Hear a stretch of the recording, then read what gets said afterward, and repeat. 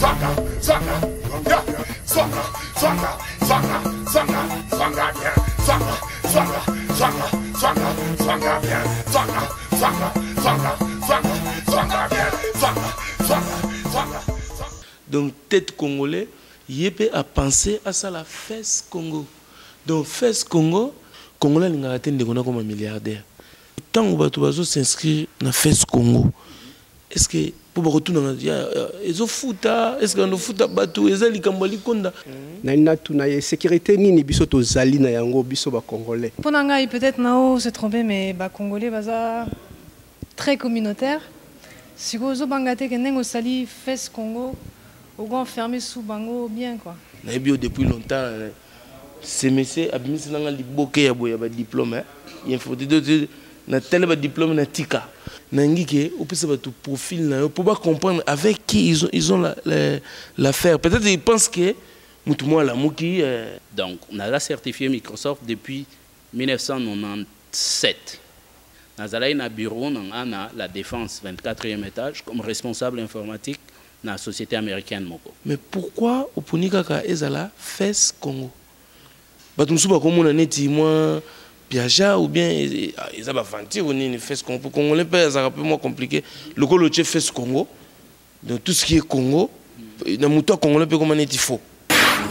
Zonga bien votre émission de Neufsa non masolo ya kati toujours autobetaka masolo bomo akunda mais lelo toyeko beta autozuluba masolo ya science pas science ou technologie quoi monde internet nasi bomonaki Facebook et utako botama il y a pas longtemps l'élection Obama mais lelo to en 2016 il y a un citoyen congolais oyo avant dans les États-Unis d'Amérique donc on a bien gagné mon Microsoft parce que Yves Maouta na kata Seattle formation na kata Seattle donc tête congolais yépe a pensé à ça la fesse Congo donc fesse Congo ezali utimoko oyo ekosangisa bana ya Congo nyoso c'est-à-dire nos promos nos trucs nos biloko à nous donc notre fesse book à nous quoi donc fesse Congo.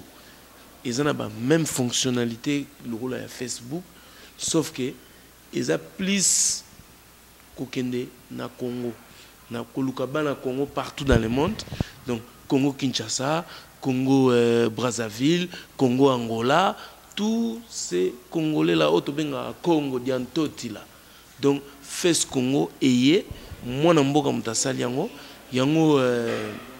na olingana poser moi ba question et pour te ba ndenge nini to ko utiliser fesse Congo wana de yango nazoloba album ya Fabrikas pe utako bima Lenny Bidens et Christian Decorn bino batu bimisi bolo global control c'est le moment pe boya pe na fesse Congo parce que à partir ya fesse Congo bo mona ke promotion et ko kende plus vite donc na vitesse à liboma parce que ça vraiment plateforme moko oyo bache yango pona aider ba boulot ya bana Congo donc tant nazoloba album ekobima ya Fabrikas bomema on a fait ce Congo pour eye bana sumbango makasi et puis neti na fesse Congo toko annoncé na avril Yves Congolo arobala na Cologne donc na Cologne wana na kati Allemagne Yves Congolo roya ko honorer mwana ya Cologne à partir quand il a fait ce Congo,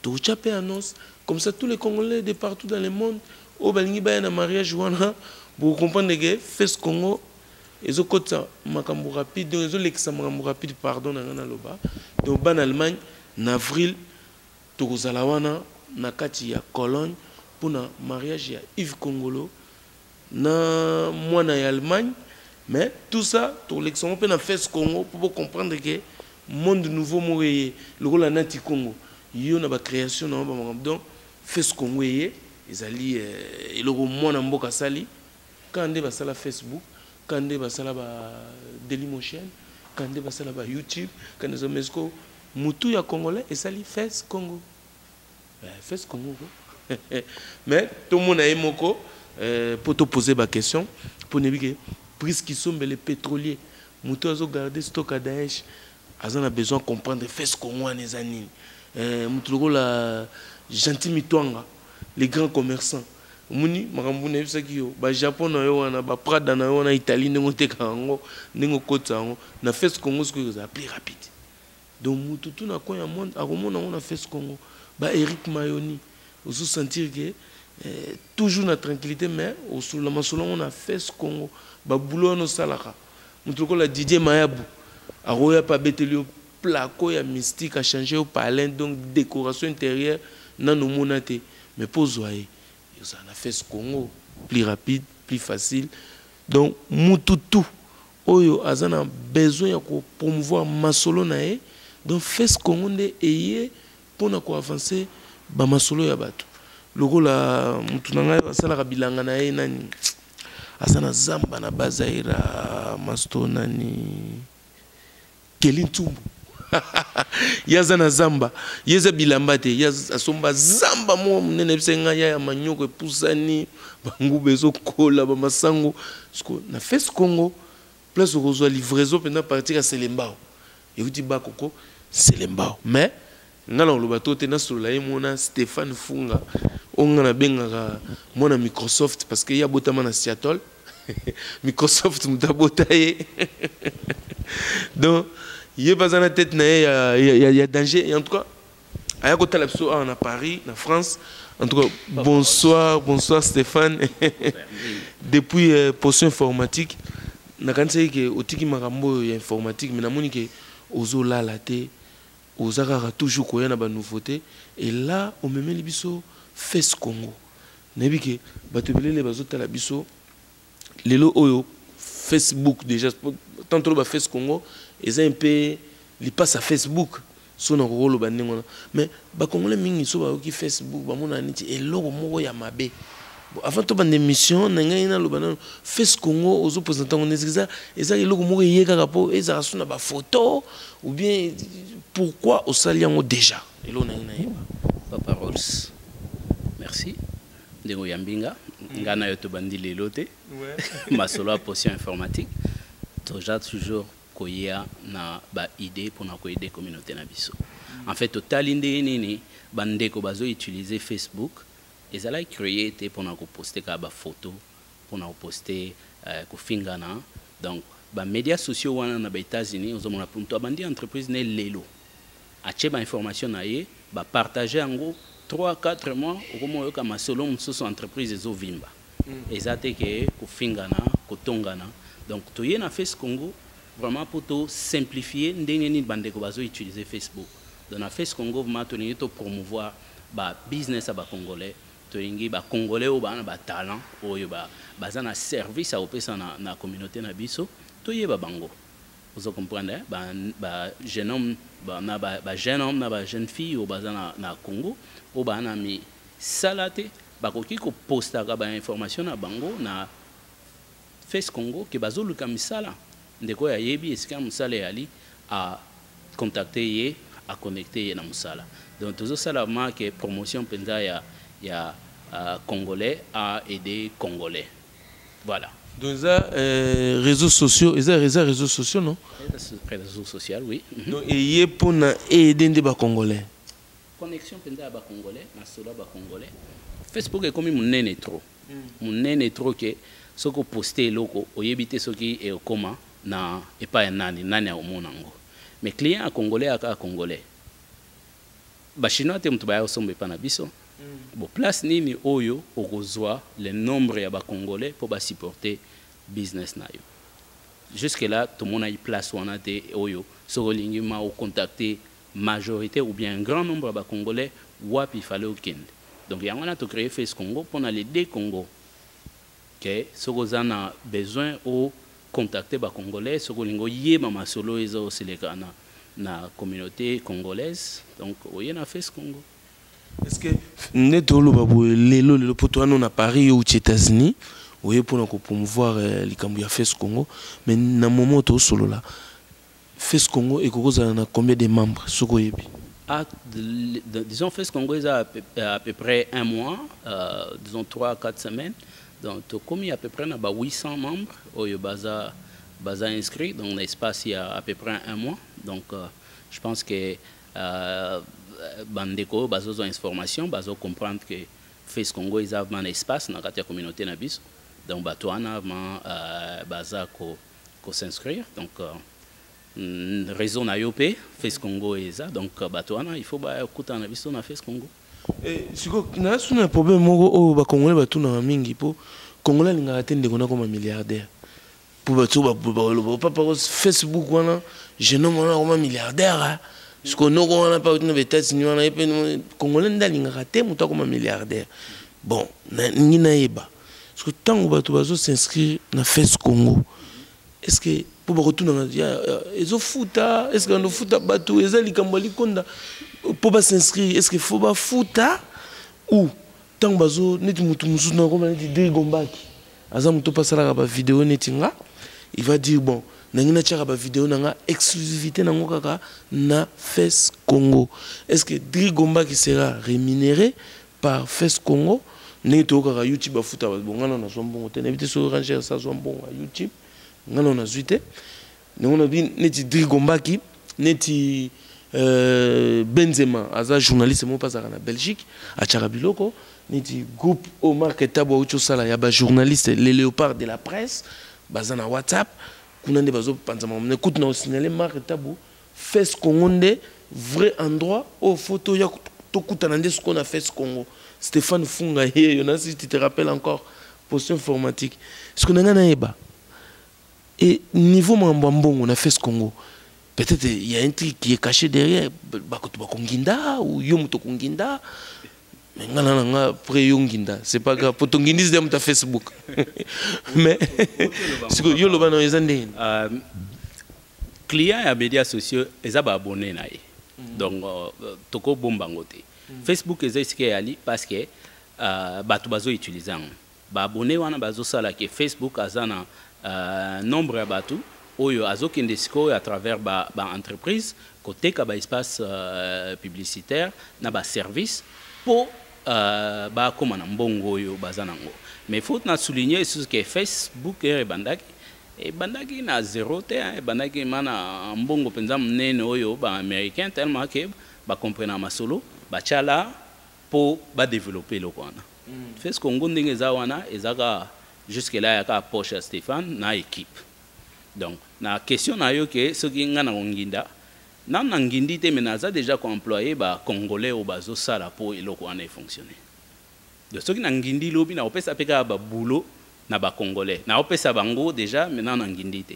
Donc soki na ngindi na opesa kaka boulot na ba congolais pour ba aider ba famille na bango pour Congo et Kende Liboso. Na question au lobby que oh non ce que ça les vidéos na yo posté ngapi na tuna bino tout bwana ba nombre que ba visiteurs ba Hollande bino na tuna na bi anani na ngona communauté na biso o ya zora chèque à Facebook mutu mote Facebook a otinda même pas a supporter pe charité mote na Congo ba eloko mote mais bino tout bwana Facebook ngana osenga batu te ke ba quitter Facebook te na lobika ke non ozana batu na yo oyo ozana bango na Facebook continuez à utiliser Facebook mais yebaka ke non Congo ils en a plus de 70 millions d'habitants oyo ba statistique kuti ya ba ane oyo tele soki tozui braza to sangisi esali donc espace oyo ozana ngo na Facebook ezaka ndambuka ya ba congolais ozo atteindre donc na Facebook Congo vraiment tozo linga la majorité à ba congolais place oyo ke non ce qui information ezali au poster ngo bandeko nyonso bazui information donc continuez à poster ba information na Facebook mais yebaka ce qui information est important et que ko aider communauté na biso oye pour poster na Facebook donc ndenge wana to donc souci na soto ko loba ozana souci ya donc pour les deux Congo mais moi je dis les trois Congo donc Kinshasa, Brazza, Angola. Cette population-là va s'inscrire dans Face Congo. Ouais. Voilà. Donc, et ça seulement que non va s'inscrire parce que il faut to contribuer dans la communauté na biso. Vous comprenez to contribuer ndeni na yo oza mama ba ke bakandio suki na Château Rouge. Ozongi osalka ba photo na yo poster ndeni la kitoko. To moni beauté na yo. Mais ce que photo ya suki wana ochango na Face Congo ochepe numéro ya mero ya kangako suki lobi bandeko bazoya na Face Congo ba obenga mero wana babi ah tomonaki musalo salaki epai ya tantine tel ngape na lingi na ya okanga suki. Vous comprenez? Nos démarches à FES Congo, c'est l'emploi derrière. Boulot kaka. Pour tant où tu as dépassé dans les médias sociaux, il faut et bénéficier de quelque chose. Hein? Au Kendeki, babungise li au car comment rouler bien. Au lieu kaka o tchaba photo ya like sa car non ndenge zongenga. Aujourd'hui, carte ya mécanicien ou ya bungise la ki au car, au postant on a fait Congo, au tche numéro, ba noko mususu ba na problème aka ba bandio bengaye. Lobby wana azalaki na deux Congolais oya bandako sala na bango plus bato bazo bengaye a créé position msomi balé misato boulot iso créé à travers biso nyonso ba Congolais to aka ba consommateur il faut to changer esprit ka ya consommer to banda pe ko produire to ko produire ndenge nini ya ko supporter ba business na biso na ko supporter bande ko na biso ba zana ba entreprise na ina juste quand en parenthèse to ana tozolo ba artiste na biso ebele ke bazo kufa baza koza na eloko te ndeko moko Franck a créé déjà organisation na ye oyo epesa ba don na ba artiste tout, c'est-à-dire yo soko za fanatique ya musicien tel ou bien tel aucun site na ye opesi don ya 1 euro ou 2 euros ceux qui boit 50 au bolingaka artiste wana bozo contribuer ya zozo mbongo wana apesa na ba artiste ezo aider bango ngaku na yeba ki cop wana te mais a Monifest Congo a contacté nga lobité onafrica.com la site web wana o ya ndeko na biso Frankiata eza ko sala déjà pour na ko aider ba comédien na ba musicien na ba artiste donc soko za musicien à partir ya onafrica.com okoki ko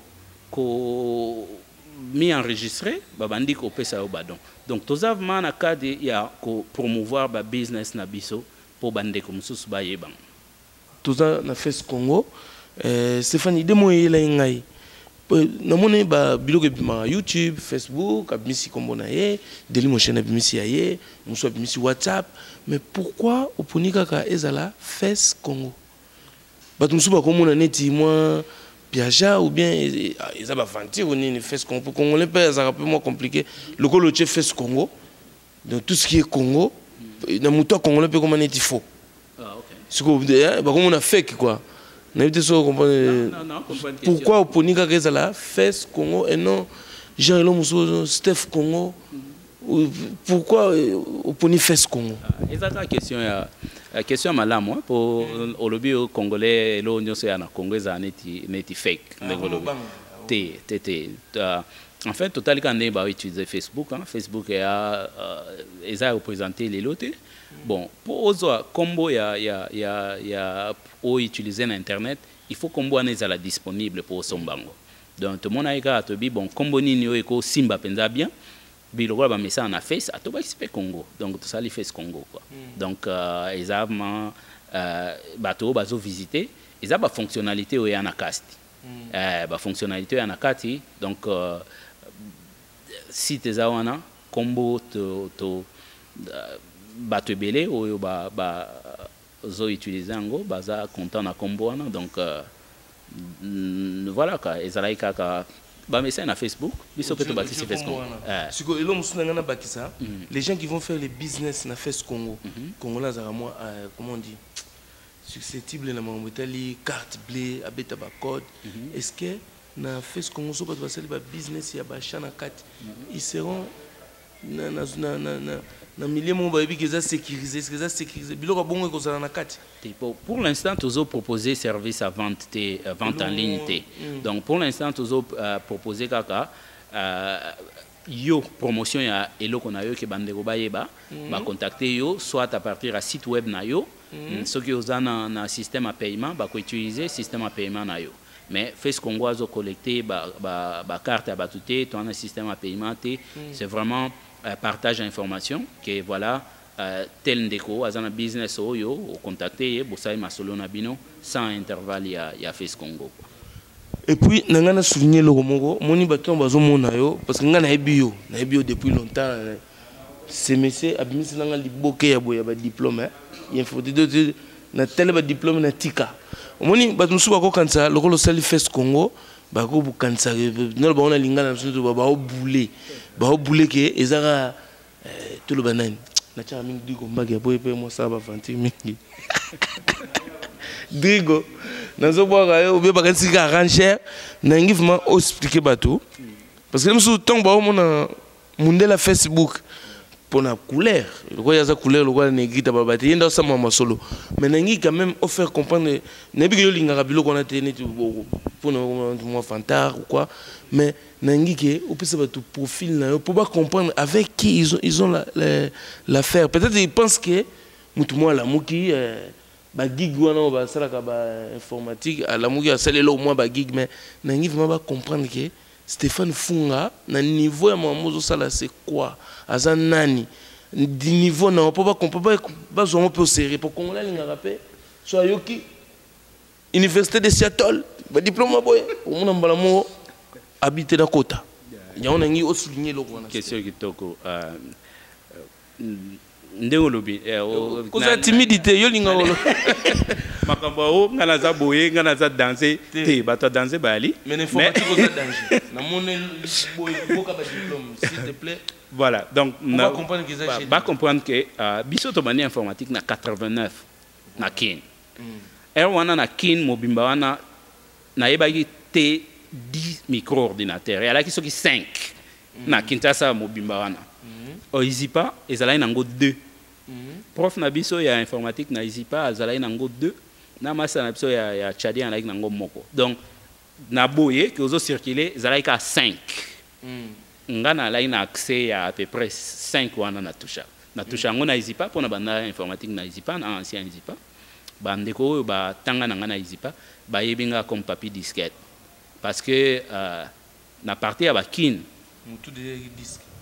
Donc moi génie moko boy botamaka to kutani na ordinateur donc na bandi ma solo lelo te na bandi depuis 89 donc na diplôme graduat ya Izipa ya informatique na ya na poto na mbongo informatique na kena Libreville na tangisi na gagné là na epoto na komi na poto faina kende ba université na yo comprendre que non informatique eza diplôme na yo te muto esala yo eza royeba.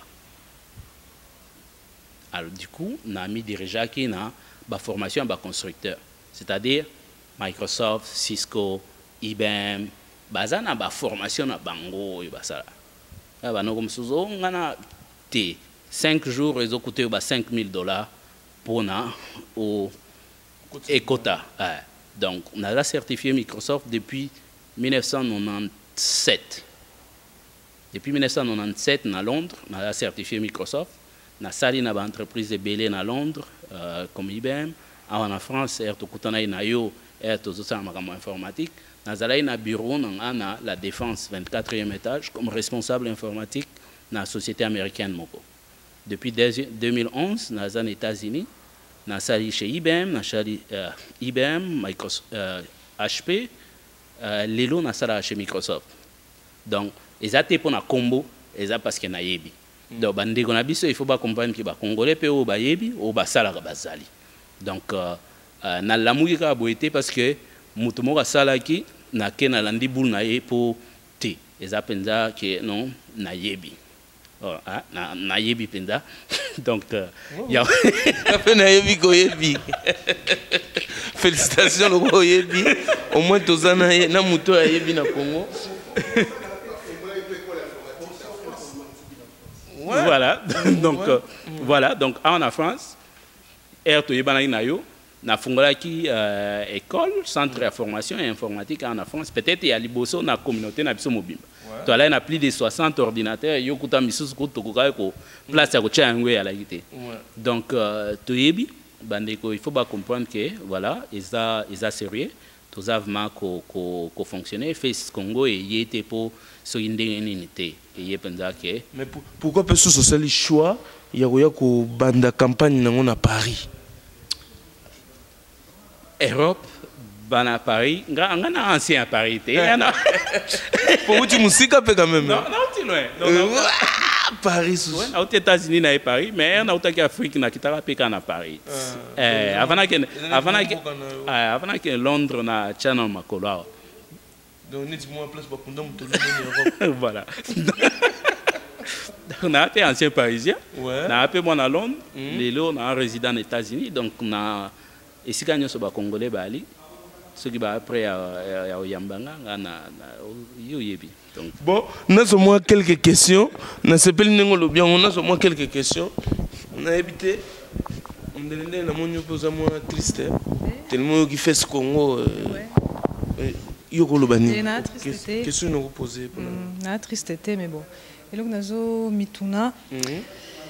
Ngana yebi que ponanga peut-être nao se tromper mais ba congolais baza très communautaire. Si vous avez bangate que nengo sali fes Congo, au grand enfermé sous bango bien quoi. Baza enfermé dans la communauté, ba fungwa maté quoi. Question nanga yangwana. Parce que au sali on a français, fes Congo. Sali on a lingalaté. Donc c'est que normalement ouverture, faut ezala. Bon. Voilà question mon delende retosiongo. Ouais. C'est ça. Au sape ba application pour na fes Congo. Pour comme la biso simple na téléphone, n'eng to fungola Facebook, to zana appli, donc yangwana. Voilà la question il y a la négrita, na habité tonton ngai kombo zanini. Oui, kombo nangai. Moi question to. Oui, kombo nangai JP. Ngai na sali na motuna moko ya kotuna monsieur Stéphane. Na tuna ye sécurité nini biso to zali na yango biso ba congolais. Tango toko kota na fes Congo. Pour la sécurité, il y a des données na biso, il y a des informations na biso personnelles. C'est garanti nini oyo ko couper sa biso que lelo mutumoko akoyi ko bima abimisu na kombo na ngai tote mutumoko aza ko sakana na esika ngai na posta yepe azo kota wana azo divulguer des informations moko ya mabe na kombo na ngai. Sécurité nini tozali nango. Donc likambo sécurité ndenge tonton lobby. Mais tout le monde va passer Facebook wana mundele confiance aveugle. Tu es habité pour nous dire mais réponse est quoi? Nabi nous se présenter comme PSP question. Oui, bon, là comme on a Omba, Lucien, Stéphane Toebani, tout ça qui va premier élève en informatique, dans ma formule potion informatique, pour les gars na Afrique numéro 1. Na yo ki na bi muto vraiment nenga zo solo la na si photo que ndekuna tamsu ma solo a bien ça na okende na découvrir salle na ya potion informatique impressionnant kingai izaki salle moko attend ba université tout le monde na poto wa mais ça qui vraiment exceptionnel a fait découvrir biso secret ya boîtier wana ya ordinateur au bout il y a 2 mois mutu a monté qui ordinateur naï. Tout ça a une notion peut-être informatique mais au bout il y a 2 mois mutu a kende qui na Mogalé na 12e côté à Gare de Lyon a sombi boîtier naï sombi carte mère ba bloquer tout toé to passer test to monter ba machine. Et ça qui est impressionnant bana musu bazaki na biso bazaki na chômage. Pétion le comment ça na darty comment ça na surcouf comme conseiller na vente informatique donc permettait communauté bazwa misala na bana mo bazaki désespéré donc yango na moni susu Stéphane azungi lelo atira biso po kene na Austin bo azungi sous lelo toujours pour la communauté abisi biso fes Congo yango to lelo pour na expliquer biso ba fonctionnalité ya fes Congo. Question à reposer Zaraka. Est-ce que le projet Zali peut pour les locaux comme na Congo? École Moussoupe Fungama na Congo. Pour na moi kuna ba demande des belé, ba machine na des belé, ba tuaza pena mingité mais kuna ba demande des ali. Est-ce que le projet moko ezali oui, école est plus important parce que ils à venir il y a mboka côté école. Voilà. La linguiste copena poste informatique wana bana musuba découvrir en Congo. Voilà, donc question na wana est-ce que projet wana ezali sous pour na et comme appelle na katia mboka. Merci beaucoup. Merci à Yogi question. N'hésitez pas à poser une question. Stéphane par rapport à FES Congo. Oui. Pour comprendre. Ngai comme on a adorant. Parmi mituno bino botuni, ezaki ba mituno ngana kansaki na tunae. Mais nazako féliciter monsieur Stéphane. Nous avons reconnaître en tant que professeur en Moninga Lobby, en tant que à formation sur informatique, nous avons réparé l'ordinateur, c'est grâce à Naé. Lélo, à ça, Lélo, pour FES Congo, vraiment, ils ont félicitations. Mais nous avons tout qui est vraiment, c'est pas la peine. Il y a tout les sous à répondre, nous avons bien placé déjà, nous avons Tina Salian. En tout cas, merci beaucoup.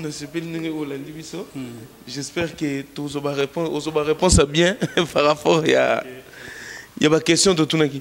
Nabi, frère, il n'y a pas eu FES Congo. Olandi Masolo a FES Congo. Oui, très bien. Mais si on a par rapport à FES Congo, bien poser une question par rapport à FES Congo. Pour nous poser une banne, Facebook, comment on banque ça, parents.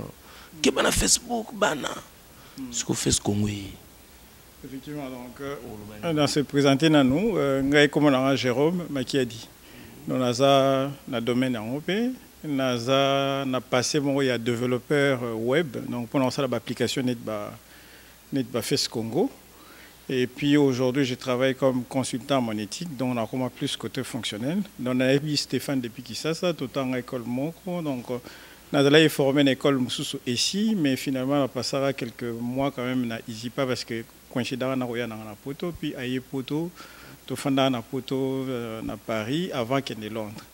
Donc, ils ont tout naté, mais c'est plus soutien. Donc, on a la personne, on a plus ou moins d'engagement. Donc, c'est un projet qu'on soutient. Donc, d'ailleurs, pour nous le bangoter, mais donc, je ferai partie à Batouba soutenir le projet de façon que tout me répondre à la question et tout ami déjà donc voilà je soutiens je connais la personne tout peut encourager Bango rejoindre FES Congo donc il y a quelque chose qui va évoluer dans le temps donc faut te soutenir parce qu'il faut te bara toujours juif bonaboyer maramnio sur ça la récit c'est parce que juste les juifs ont été le premier à comprendre que la communauté moko ceux qui besoin consommer besoin produits na cercle fermé ça enrichit la communauté. Donc, on a cadre où on est bien busso parce que tu comprends bien que tu as des réseaux sociaux, parce que les réseaux sociaux les lots spécialisés dans la vidéo pour na bateau na musala, ma espèce ou bandaki, YouTube, mais moi on a mon na tina nango. Donc, FES Congo est plus spécialisé pour promouvoir l'activité dans la communauté, dans la musique, dans la business, donc voilà. Pour de façon que tous là, tu es bien visible, tu rendre visible les marques tout ça. Donc voilà, soutien à moi dans apporté. Directement et il y a pas mal Stéphane, avant osons ça ba réponse. N'engana le belogo yo parce que n'engana le toujours Obama comme président de Facebook. Facebook et bien na élection Obama muta to compte tout le monde soit foulango. Parce que Stéphane FES Congo, ils ont une idée d'élection en 2016. Est-ce qu'ils ont un coach à moi politique parce que tout sur le Congo, élection en 2016 na Congo Brazza, na Congo Kinshasa. Est-ce que FES Congo, il veut participer aussi dans la campagne où il y avait l'élection présidentielle, il peut soutenir, je sais pas, est-ce que les policiers peuvent faire toutes ces choses-là, avant de répondre à bâton, l'élection, FES Congo et se positionner. Voilà, question qui tourne au parole. Nalina souligne que FES Congo est politique. Ils ont une couleur politique mon côté. Ils ont une plateforme congolais. Aux à l'église, aux à la parti politique, aux à l'Oteka Pondu, aux à l'Oteka Makayabu. Problème il y a FES Congo, ils ont la visibilité na yo. Message nanga oyo na kopesa na ba politicien na biso oyo baza acteur politique lelo na Congo eza que FES Congo eza disponible pour na bango ba atteindre surtout diaspora congolaise. Faut pas convaincre biso mutolé sa kin ngana na bato na kin oyo soki na bengi bango na lobi bon tala mutu boye ba s'exécuter ndenge ba vota na kin atan biso to votaka susu te mais to influence ka vote na kin na ndenge makambo ezoleka makuna. Donc pour ngai lelo bako créer ba profil na bango na Face Congo, ba créer pe ba groupe na bango pour ba passer message na bango à partir ya bato oyo baza tozana kutu na groupe moko to créer déjà wana eza politique. Donc oza mutu politique, oza na parti politique, créer groupe na yo banda ko poster programme na yo bandeko baza libanda ba comprendre nini oyo lingi o mema na Congo pour ba congolais à diaspora ou ba congolais à monde entier ba soutenir yo. Donc ngate mutu na osala Face Congo et que ça la campagne ya politicien mongote politicien wana oyo alingi ke non à atteindre le maximum de congolais plateforme ezali yeka kamutaza wana tous les jours à poster ba question na ye ou bien ba réponse bato bako bando contacter ye soki ba yebi ke tel politicien a créé qui profil na ye bato bako bando contacter bako bando tuna ye ba question. C'est ce que Obama a fait, c'est pas Facebook et ça la promotion Obama té Obama a utilisé en gros pour atteindre le maximum des Américains pour ba voter. Donc ba congolais ba politiciens congolais bako kiko utiliser plateforme parce que différence c'est la fonctionnalité nyonso ya na Facebook et na Face Congo. Ezaka bango ndenge nini bako profiter lelo parce que ezala quitté avant. Lelo Face Congo ezali. Donc il n'y a pas de raison que ou atteindre le maximum il y a nombre de congolais quoi. Bon question la négrite ya tout négabi comme son secteur et puis ils ont enfermé et puis ils ont sous l'application. On les a direct na portable. Question malam les surtout que na kin bazana ba PC de ba plus système portable. Voilà. Donc to sali déjà Face Congo pour la et répondre na norme ya ba téléphone mobile. Donc les ndenge Face Congo ali ce qui à partir à téléphone mobile na yo au beti www à partir ya navigateur na yo facecongo.com ozana ba fonctionnalité nyonso ya ko accéder na Face Congo à partir à mobile. Mais lelo ndenge Face Congo ezali et créer mais na ba non déjà sur comme na page na biso ya page d'accueil ezo yebsa yo que Face Congo a déjà créé de manière à ce que ezala correspondre na ba téléphone portable na ba laptop na ba desktop. Donc et là on y a du moment que vous avez accès à internet Face Congo est accessible. Voilà. Question mususu la négrite a posé que non ezo sala que tous ala enfermer te ezo sala te que tous ala enfermer.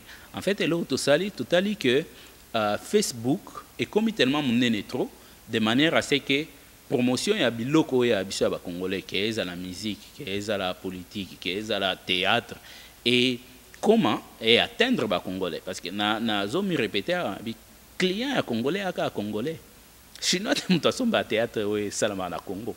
Donc ndenge ni to kokaki to regrouper ba congolais na place moko ko sala en sorte que ce que loko bimi lelo mutu nyonso a service sans que azala camarade na yo ndé lo to sali na Face Congo. Donc to créer groupe mongo to bengi Congo Monde à partir ya groupe wana et loko nyonso yo ko poster ezo kota na kat et loko mususu nazo bakisa c'est que bien que to bengi site facecongo.com elingo lo batekaka keza exclusivité ya ba congolais puisque toi na ba étranger ou ba vivre na Congo depuis des années à sénégalais à malien à français à belge à plus na ba ami congolais ils s'intéressent plus ya ba cop ou ils osana na kin que ils osana na ba business na yo ils osana na Paris ou bien à Bruxelles.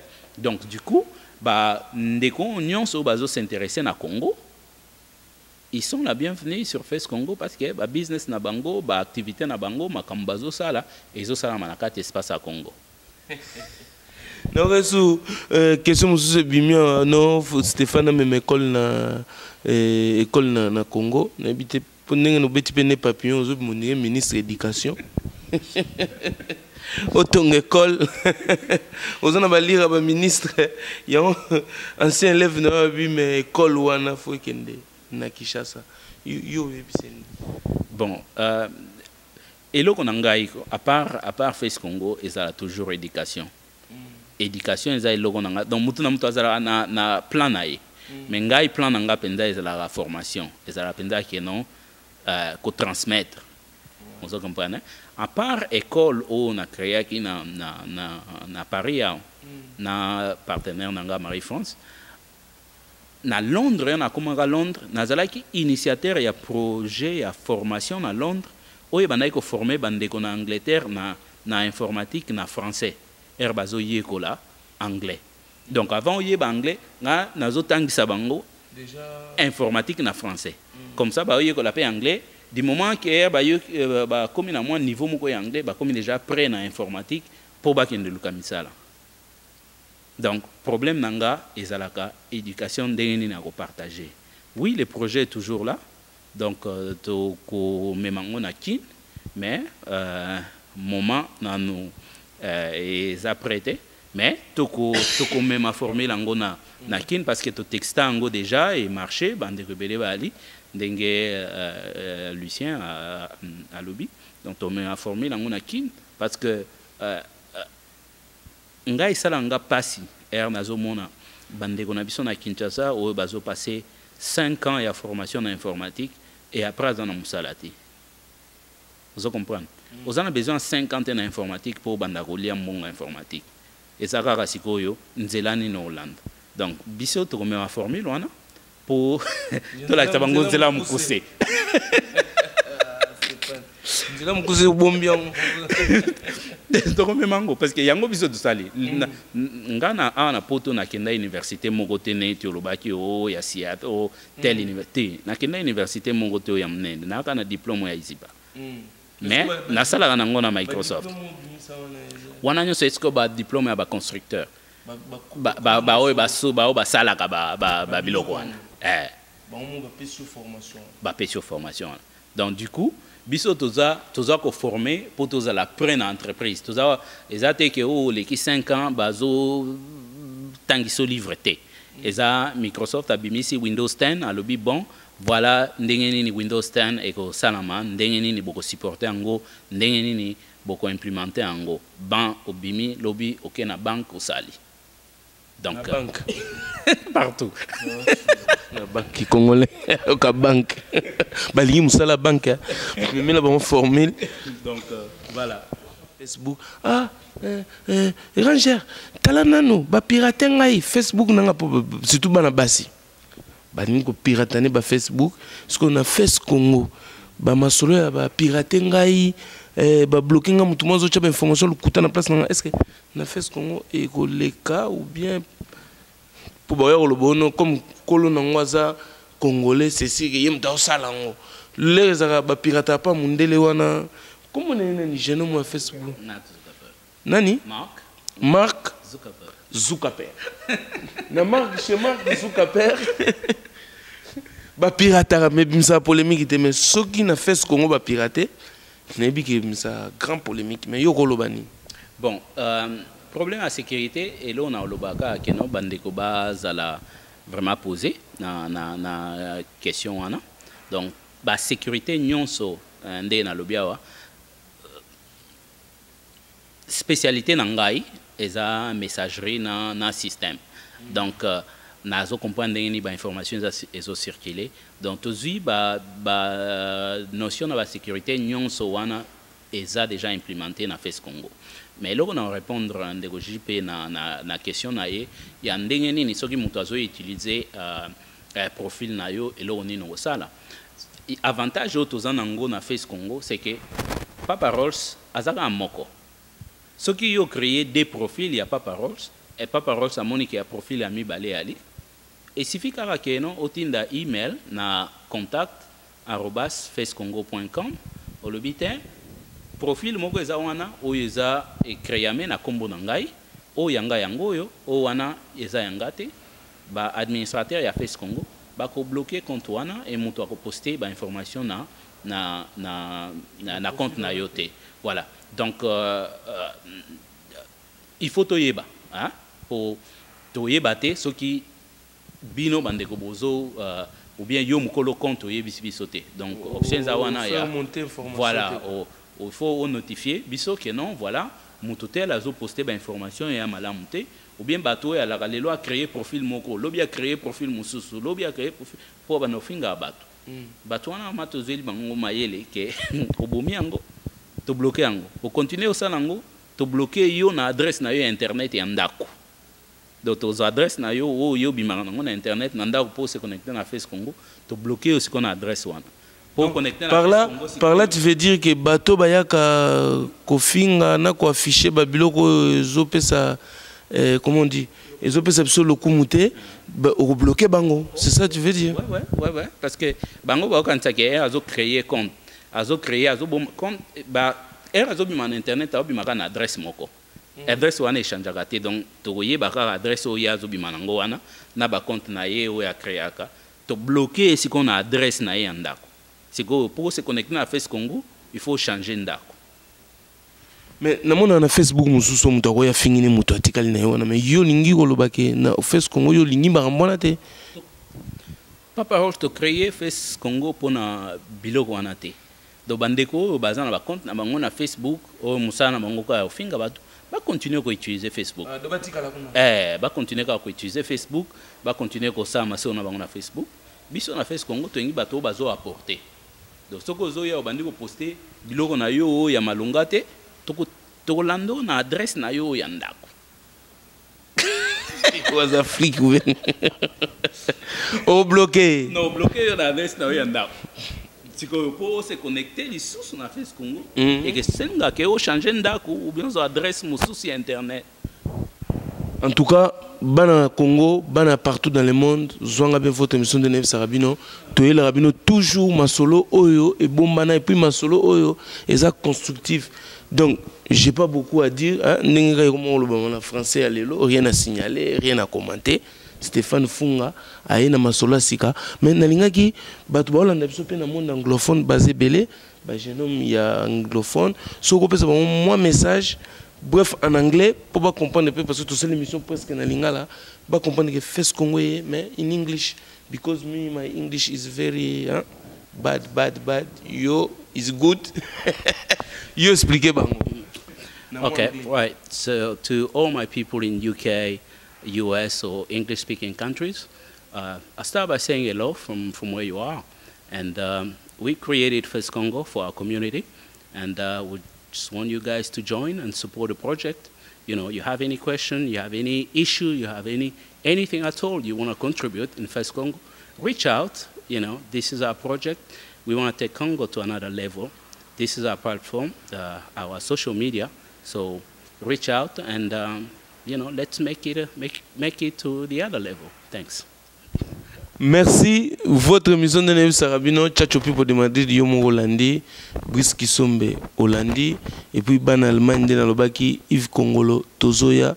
Déjà, tu as annoncé ma solo, on a Face Congo, et puis Brice Kisombe le pétrolier, Eric Mayoni, Gentil Mitwanga, Ranger Smith, Laura Tchunza, la maman des bébés connectés, Rich Acha, et puis Nakolimar, sans oublier aussi la Negrita, Mondelendele, Ntrubara, Saluta, Stéphane Lela, Potion informatique, Tobo Sanité, votre émission, et puis voilà.